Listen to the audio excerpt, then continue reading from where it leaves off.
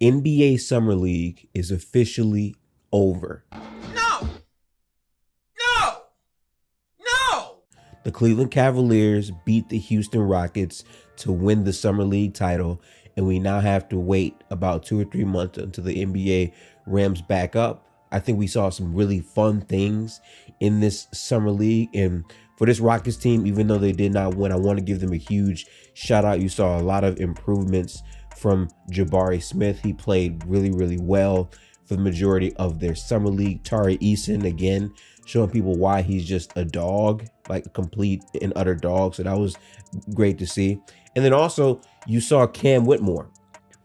Cam Whitmore has been a prospect a lot of people have been unsure about based on how far he fell in the draft due to health concerns, but seeing him hoop on the court, he's still super athletic. He still has go-to mindset in terms of trying to go get a basket. So ultimately, this Houston Rockets team looks really set up. And with Amin Thompson, I mean, the way he was looking in that one game he played, he looked like he was a very productive basketball player and that he would fit on this team extremely well.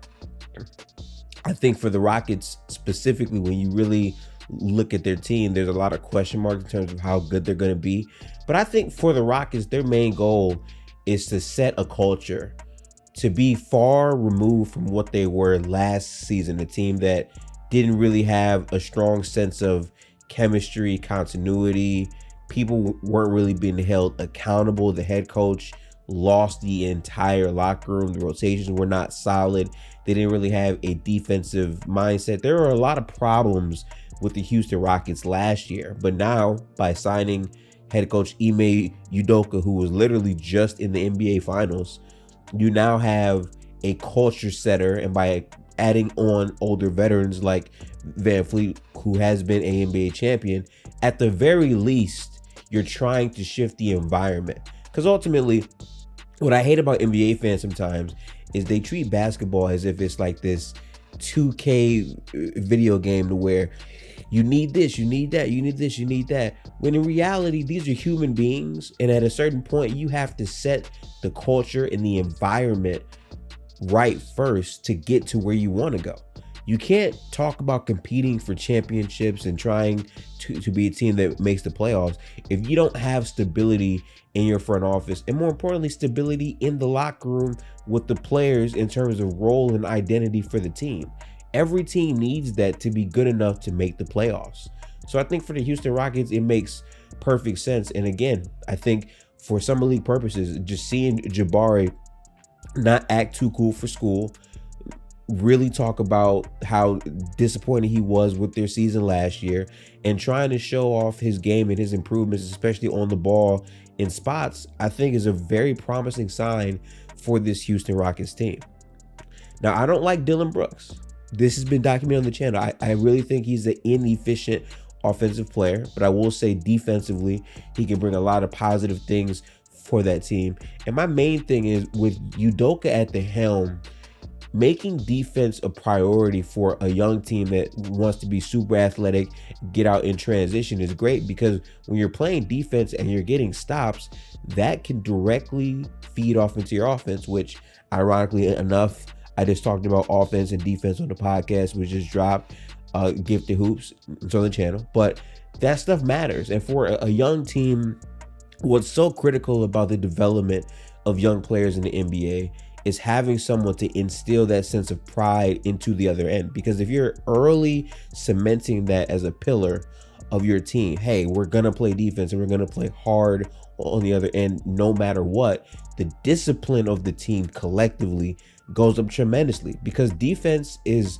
primarily a effort thing. Yes, I understand like there's some scheme and there's some strategy to it for sure, but ultimately defense is an effort thing, and it has to be a buy-in total effort from the entire team. So when you see people doing that and having the mindset to go out there and go get it and to consistently compete on that end, you are raising the floor of your team. Because ultimately, to get to the playoffs, you have to go through an entire regular season of other teams trying to play you night in and night out. And if you're consistently showing effort on the defensive end and you're able to really have that as identity, you will be in a great position to be competitive with those other teams.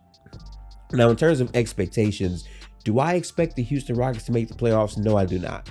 I do not believe that this roster is going to make the playoffs. But I think for the Rockets, your baby step goal is to be better than you were last season, to be very competitive, to maybe make the play-in. I mean, they certainly have the veteran players to do so. They certainly have the experienced head coach to do so. But ultimately, their goal is to completely change the culture, completely change the way that they play basketball, and just turn up the competitiveness and the NBA product as a basketball team. I think that is their primary goal. And I think right now, with the players that they've drafted and signed, they're in a pole position to accomplish that goal. So again, I got to give the Houston Rockets a lot of credit from that regard. But for me, ultimately, I think from a talent perspective, the core of players that they have with Amin Thompson, Jabari Smith, Şengün, Tari Eason,